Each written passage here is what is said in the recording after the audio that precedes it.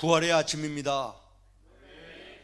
우리 앞뒤 우리 믿음의 형제 자매들과 함께 인사하겠습니다. 예수님 부활하셨습니다. 예수님 부활하셨습니다. 할렐루야. 우리들의 주변에 부활되어야 될 것들이 많이 있습니다마는 오늘 예배하는 나와 여러분에게 가장 먼저 필요한 것은 우리의 신앙이 부활되어야 되겠습니다. 여러분 한번 따라하겠습니까? 오 주여, 나의 신앙이 부활되게 하소서. 그렇게 되어야 될 줄로 믿습니다.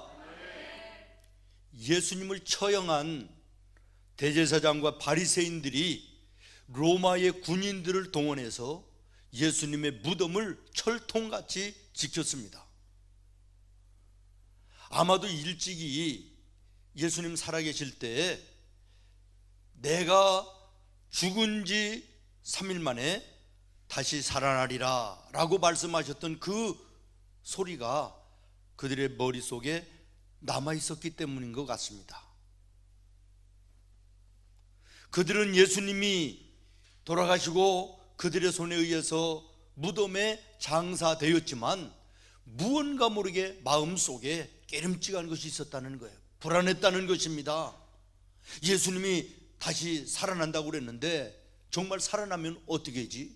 그렇게 되면 우리는 과연 어떻게 되는 것인가? 뭐 이런 불안한 마음들이 있었던 것 같아요. 근데 여러분, 정작 제자들의 모습을 주목하여 보시기를 바랍니다. 예수님으로부터 직접적으로 그들은 부활에 대한 말씀을 들었지 않습니까? 그럼에도 불구하고 제자들은 거기에 대해서 전혀 관심도 없습니다. 믿음도 없는 것입니다. 실망하고 고향으로 내려가는 엠마오의 제자들도 있었고, 남은 제자들은 예수님을 따랐던 것이 혹시 우리의 인생에 해가 될까 싶어서 로마 군인들이 잡으러 올까 싶어가지고 숨어서 문을 걸어 잠그고 두려워 떨고 있던 비겁한 모습도 있었습니다. 정작 막달라 마리아가 부활하신 예수님을 만나고 와서 증거할 때도 믿지 못하고 우왕좌왕하는 이런 모습이 제자들의 모습이었습니다. 사랑하는 성도 여러분, 혹시 이 모습이 오늘 나의 모습은 아닌가 돌아봐야 되겠다라는 것이에요. 잊혀지지 않는 이야기가 하나 있습니다. 어느 교회 앞에 술집이 생겼대요. 날마다 시끄럽고 날마다 난동이 일어나고 먹은 것을 토해내고 은혜스러운 예배가 안 되는 거예요. 그래서 뜻이 있는 집사님들 몇 명이 모여서 기도하기를 시작했대요. 하나님의 거룩한 교회 앞에 술집이 생겨 이 거룩한 모습이 사라지고 있습니다. 망하게 하여 주시옵소서. 술집이 망하게 해달라고 기도를 시작한 거예요. 근데 정말 얼마 안 가서 원인 모를 불이 일어나가지고 술집이 망한 거예요. 근데 이 술집 사장의 귀에 저 앞에 있는 교회에서 술집 망하라고 기도하는 사람들이 있었다라는 얘기를 들은 거예요. 그래가지고 화가 머리끝까지 나가지고 고소를 했대요. 그러니까 이제 법원에서 교회의 대표되는 목사님을 불렀을 거 아니에요. 그 이제 목사를 놓고 판사가 물어보는 거예요. 이 술집 사장이 그랬다고 그러는데 사실입니까? 그랬더니 목사님이 웃으면서 아니, 우리 집사님들이 기도한다고 뭐 불이 나겠습니까? 그렇게 얘기를 했대요. 그랬더니 이제 마지막 판사가 판결을 내리는데 뭐라고 그러냐면, 술집 사장은 기도의 능력을 믿으니까 하나님 나라에 가서 하나님께 보상을 받으시고, 목사님은 기도의 능력을 믿지 않으니까 앞으로는 기도하지 마시기 바랍니다. 만들어낸 얘기겠지만 우리가 이 얘기를 들으면서 웃으시지만 이 모습이 오늘 우리의 모습 아닌가? 평상시에는 믿음이 있다 얘기하는데 정말 어떤 상황과 환경 속에 진정한 믿음이 내게 있는가를 돌아봐야 되겠다. 사랑하는 성도 여러분, 제자들은 부활하신 예수님을 만나기 전까지는 그저 예수님만 따라다니던 자들이었든지 아니면 예수님을 믿되 조금만 믿는 그런 모습들 중에 하나였을 것이에요. 저는 여러분에게 또다시 한번 묻습니다. 나는 예수를 믿는 사람인가? 교회를 다니는 사람인가? 나는 정말 예수를 마음으로 믿는 사람인가? 아니면 교회만 다니는 사람인가를 확인해야 되겠다라는 거예요. 정작 오늘 예수님께서 슬퍼하시고 마음 아파하시는 것은 불신자들의 불신앙이 아니라 신자들의 불신앙이 아닐까라는 것입니다. 그러나 다행스러운 것은 그 제자들이 부활하신 예수님을 만나고 나서 그들의 신앙이 부활되었다는 것입니다. 문을 박차고 나가서 부활하신 예수님을 증거하고 엠마오로 내려가던 제자들도 다시금 신앙을 회복해서 예루살렘에 올라와 주님이 말씀하신 땅끝까지 복음을 증거하는 부활의 증인들이 되었던 것입니다. 그렇습니다. 사랑하는 성도 여러분, 예수님의 부활은 식어진 우리의 신앙을 뜨겁게 하는 능력입니다. 주저앉은 신앙을 다시 한번 벌떡 일어나게 하는 능력인 것입니다. 오늘 우리 대한민국의 교회들과 우리 성도들을 바라보면 마치 로뎀나무 앞에 밑에 널브러져 있던 엘리야의 모습이 떠오릅니다.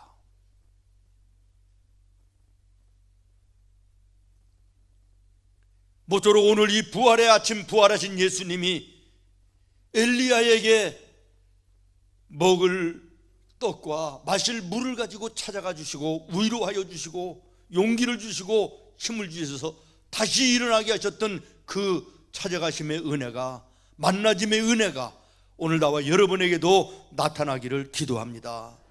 그렇게 될 수 있기를 예수님의 이름으로 축원합니다. 그래서 식어진 우리의 신앙이 뜨겁게 부활되어야 됩니다. 주저앉은 우리의 신앙과 우리의 예배가 다시 한번 벌떡 일어나는 놀라운 은혜가 있어야 될 줄로 믿습니다. 여러분 다시 한번 따라합니다. 오 주여, 오 주여, 나의 신앙이 부활되게 하여 주옵소서. 아멘. 그 다음에는 또 하나, 사랑도 부활되어야 될 줄로 믿습니다. 다시 한번 따라합니다. 오 주여, 사랑도 부활되게 하여 주시옵소서. 오늘 읽은 성경에 15절, 16절, 17절 말씀 가운데 요한의 아들 시몬아, 내가 나를 사랑하느냐 예수님이 물으십니다. 이 말씀을 다른 말로 얘기하면, 베드로야, 너 나를 사랑하는 마음이 식었지. 나를 사랑하는 마음이 이제는 사라졌지. 그런 물으심입니다. 여기에 베드로가 대답합니다. 내가 주님을 사랑하는 줄 주께서 아시나이다. 무슨 말입니까? 내가 예수님을 사랑하는 그 마음, 예수님의 사랑을 배반한 그 배반, 내가 하나님 앞에 회개했습니다. 그리고 예수님을 향한 나의 사랑이 회복됐습니다 라고 하는 신앙의 고백인 것입니다. 부활의 이 아침 베드로는 예수님을 향한 사랑이 회복되었습니다. 예수님을 향한 사랑이 부활되었습니다. 모쪼록 이 은혜가 예배하는 나와 여러분에게도 있어야 될 줄로 믿습니다. 요한계시록 2장 말씀에 보면 예수님이 에베소 교회를 향하여 꾸중하시는 말씀이 나옵니다. 계시록 2장 4절입니다. 그러나 너를 책망할 것이 있다. 너의 처음의 사랑을 너희는 버렸다. 오늘 혹시 나와 여러분을 예수님께서 바라보신다면 이러한 꾸짖음이, 오늘 우리의 생문의 교회를 향하여 예수님이 말씀하시는 꾸짖음이 이 꾸짖음이 아닐까 하는 이런 생각을 하는 것입니다. 사랑하는 성도 여러분, 우리는 오늘 주님을 사랑함이 부활되는 것은 물론이거니와, 주님을 사랑하는 사랑이 부활되는 것은 물론이거니와, 이웃을 사랑하는 그 사랑도 부활되어야 될 줄로 믿습니다. 갈라디아서 5장 14절 말씀에 보면 온 율법은 너의 이웃을 사랑하기를 너 자신을 사랑하는 것 같이 하라 하신 한 말씀에 이루어졌나니 그랬습니다. 우리가 예수님을 사랑한다면 우리의 이웃도 그 사랑으로 사랑해야 된다, 그런 말이에요. 오늘 우리가 예수님을 사랑하는 식어진 마음을 이 부활절 다시 한번 뜨겁게 예수님을 사랑하는 사랑으로 부활되어야 되겠습니다. 그리고 그 뜨거운 사랑으로 나와 이웃, 어려움에 처해 있는 이웃들을 우리가 사랑해야 될 줄로 믿습니다. 그러면서 15절에 또 이렇게 얘기합니다. 만일 서로 물고 먹으면 피차 멸망할까 조심하라.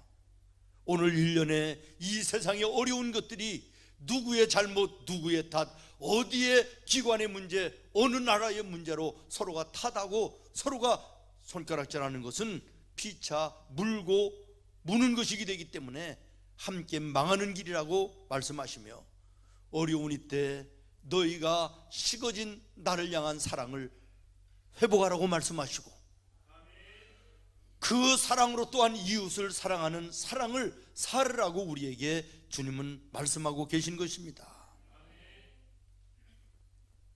작은 관심과 작은 사랑 하나를 가지고도 정말 힘들어하고 어려운 세상 사람들에게, 이웃들에게 우리가 얼마나 위로가 되고 용기가 될 수 있는 것입니까? 지난 목요일 날 제가 새하늘의 교회 앞에 카센터에 차가 이상이 있어서 맡겨놓고 요 앞에 있는 병원에서 이제 거기를 가는데 택시를 탔어요. 새하늘의 교회를 아시냐 그랬더니 안다 그래요. 기사님이 거기까지 가자 그랬어요. 그 출발을 해서 이제 이 앞에 길을 쭉 가는데 제가 볼 때는 바로 좌회전을 사거리에서 해야 되는데 그냥 가려고 그러시더라고. 그래서 여기서 좌회전을 해야 되는데요 그랬더니 아니요, 파란불이니까 직진해서 갔다가 가면 되지요 이러고 그냥 가시더라고. 그럼 뭐 안다니까 당연히 가는 거겠지. 그러고 가는데 지나고 그러더니 저 시 외곽 순환도로 앞에까지 가는 거예요.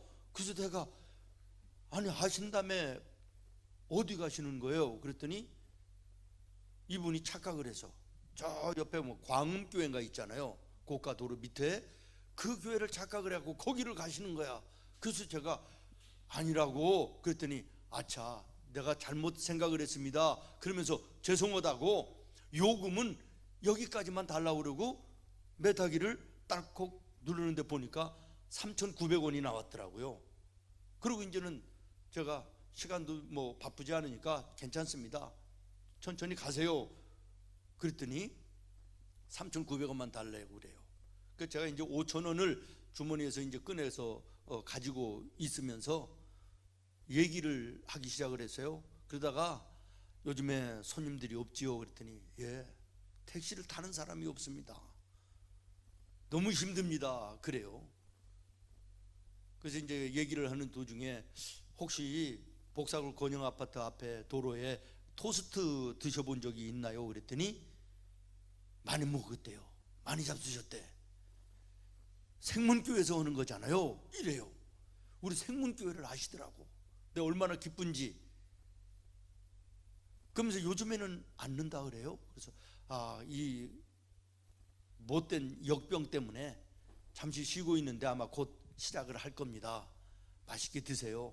제가 그 교회 목사입니다 그랬더니 아이고, 생문교회 목사님을 제가 제 차에 태운 것이 영광이래요. 너무 감사하대요. 그러면서 우리 집사람이 생문교회 옆에 카페가 너무 좋아가지고 동네 아줌마들하고 가끔 가서 커피를 마시는데 너무 좋은 교회라고 그런다는 거예요. 너무 감사하더라고. 그 이제 도착을 해서요, 제가 5,000원을 드렸더니 아이고 3,900원만 주시면 되는데, 아니요 괜찮습니다. 여러분 1,000원의 무언데요, 이걸 가지고 서로가 기뻐하고 서로가 감사하고 격려가 되고 위로가 되는 이것이 얼마나 은혜스러워요. 집에 돌아와서 이제 제가 어느 목사님의 설교를 이렇게 듣다가 보니까 어느 신문에 났는지 어느 기사에 뉴스에 나왔는지는 모르겠지만 이런 설교를 하시더라고요. 어떤 분이 식당에 가서 식사를 하시고 친구가 가서 둘이 먹고 25,000원이 나왔는데 계산대에 나오면서 5만 원짜리 카드로 그냥 끊어달라 이렇게 얘기하니까 주인이 25,000원 드셨는데 왜 5만 원을 끊으라고 그러십니까? 그랬더니 손님도 요즘에 없으신데 얼마나 힘드십니까? 그냥 5만 원으로 끊어주세요. 그래서 이 사장님이 눈물을 흘렸다. 그 카드를 끊으신 그분이 나는 예수 믿는 사람이었으면 좋겠다. 예수 믿는 사람이어야 된다고 나는 생각한다. 오늘 우리 예수 믿는 성도들이 입으로만 사랑을 얘기하고 생활 속에서는 사랑을 실천하지 않는 이 모습이 오늘 우리의 모습인데, 오늘 우리 성도들 사랑을 얘기하지 말고 생활 속에 사랑을 실천하며 사는 성도들이 되어야 되지 않겠느냐, 이런 말씀을 하시더라고요. 참으로 오늘 우리들의 주변이 삭막합니다. 힘들고 어렵습니다. 우리의 작은 말 한마디 하나가, 작은 행동 하나가, 섬김 하나가 많은 사람들에게 위로가 되고 힘이 되고 용기가 되고 소망이 될 수 있음을 기억하시고, 예수님을 향한 우리의 사랑이 부활되어야 될 뿐만 아니라 그 부활된 사랑으로 세상에 나가서 그 예수님의 사랑을 사는 우리 성도들이 됐으면 좋겠습니다. 베드로야, 네가 나를 사랑하느냐 물으시는 예수님의 질문에, 예수님, 내가 예수님을 사랑하던 그 사랑이 식어졌던 것을 회개했습니다. 이제는 내가 부활하신 예수님을 보며 예수님을 향한 사랑이 부활됐습니다.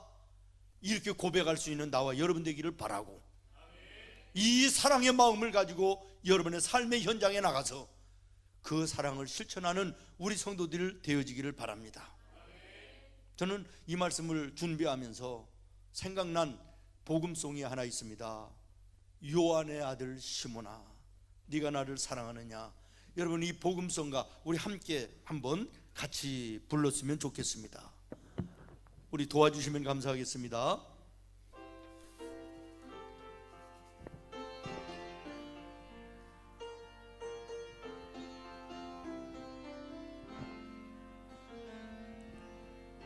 요한의 아들 시몬아,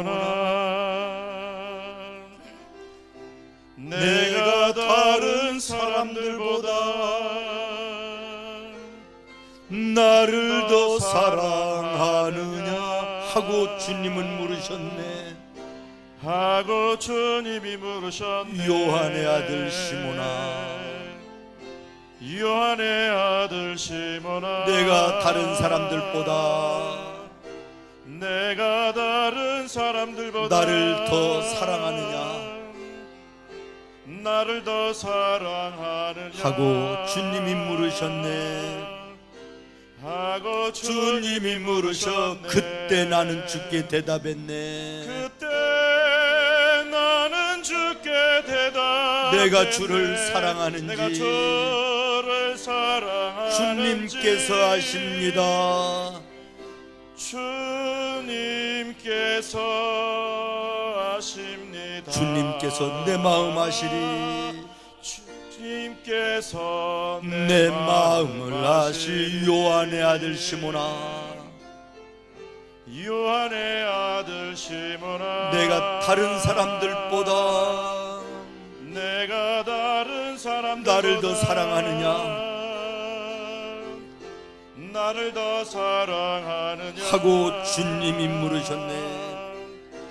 하고 주님이 물으셨네. 나는 주께 대답, 내가 주를 사랑하는지 내가 주를 사랑하는지 주님께서 아십니다. 주님께서 아십니다. 주님께서 내 마음 아시리. 주님께서 내 마음 아시리. 할렐루야. 다시 한번 따라합니다. 오 주님, 사랑이 부활되게 하여 주옵소서. 또 하나 부활되어야 될 게 있습니다. 사명이 부활되어야 됩니다. 여러분 다시 한번 따라하겠습니다. 오 주님, 사명이 부활되게 하옵소서.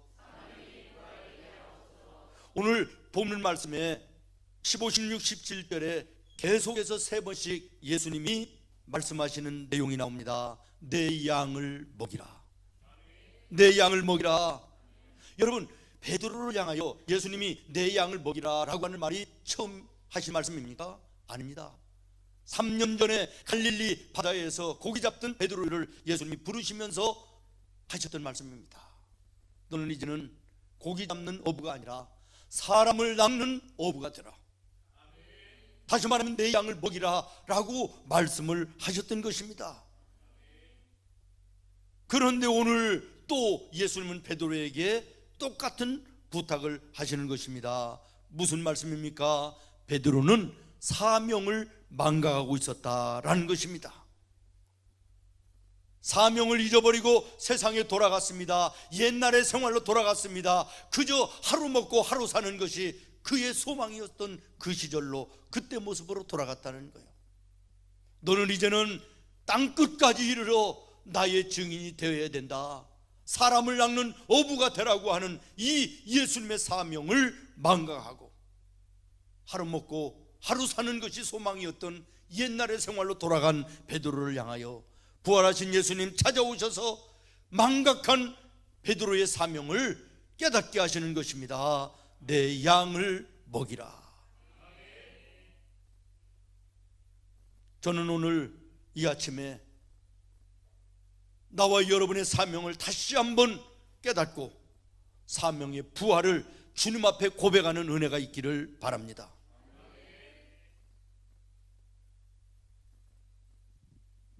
베드로의 사명은 땅끝까지 이르러 복음의 증인되는 것이었습니다.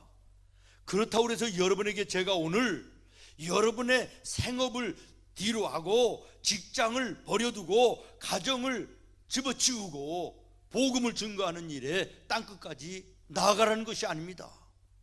베드로의 땅끝이 저 세상이었다면 여러분의 땅끝은 여러분의 가정이 될 수도 있습니다.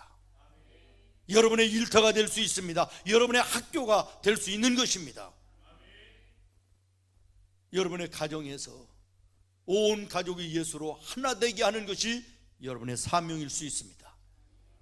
여러분의 사랑하는 자녀들을 하나님의 말씀과 기도로 양육하는 것이 여러분의 사명일 수 있습니다. 여러분의 직장에서, 일터에서 예수님의 사랑과 예수님의 섬김을 나타나 보여주는 것이 여러분의 사명일 수 있습니다. 이 사명이 부활되어야 될 줄로 믿습니다. 또 하나, 우리는 예수 안에 소속된 자들입니다. 그러므로 교회를 통하여 예수님이 우리에게 주신 사명, 우리의 직분들이 있지 않습니까? 여러분의 직분의 사명에 제대로 된 감당을 오늘 나는 하고 있는지 돌아봐야 되겠습니다. 하나님께서 나와 여러분에게 주신 아름다운 이름을 부끄럽지 않게 감당하는 사명자인가도 돌아봐야 될 것입니다. 혹시나 요나처럼 하나님이 주신 사명을 외면하고 내 생각대로, 내 마음대로 지금 환경에 따라 나아가는 내 모습은 아닌지 돌아봐야 될 것이고, 사울에게 나라와 백성들을 돌보라고 하는 사명을 주셨는데 그것은 뒤로 팽개치고 미운 마음을 가지고 다윗만 죽이겠다고 쫓아다니던 사울의 모습이 오늘 나의 모습일 수도 있음을 기억하시고, 나는 오늘 내가 있어야 될 자리에 제대로 앉아 있는가, 내가 해야 될 일에 제대로 하고 있는가, 하나님이 지시하시는 그 방향을 향하여 나는 제대로 인생길을 걸어가고 있는가, 내 자리와 내 위치와 내 사명을 확인하는 이 아침이 되어지기를 바랍니다. 말씀을 마치려고 합니다. 종교개혁자 루터는 이런 말을 했습니다. 하나님은 예수님의 부활을 성경에만 기록하신 것이 아니라 봄에 자라나는 나뭇잎마다 쓰셨다. 무슨 말입니까? 예수님은 우리들의 삶의 주변에 일어나는 모든 사건과 모든 환경과 계절의 변화 속에서도 당신의 살아계심을 나타나 보여주고 있다라는 것입니다. 죽은 것 같은 대지의 봄과 함께 부활의 생기가 아름다운 이 계절에 오늘 우리는 우리의 이 자연을 보면서도 세상의 모든 환경을 보면서도 예수님의 부활을 깨달아야 된다라고 하는 것입니다. 그러면서 하나님 앞에 우리가 고백해야 됩니다. 오 주님, 신앙의 부활을 허락하여 주시옵소서. 사랑의 부활도 허락하여 주시옵소서. 사명의 부활도 허락해 주시옵소서. 기도하겠습니다. 하나님,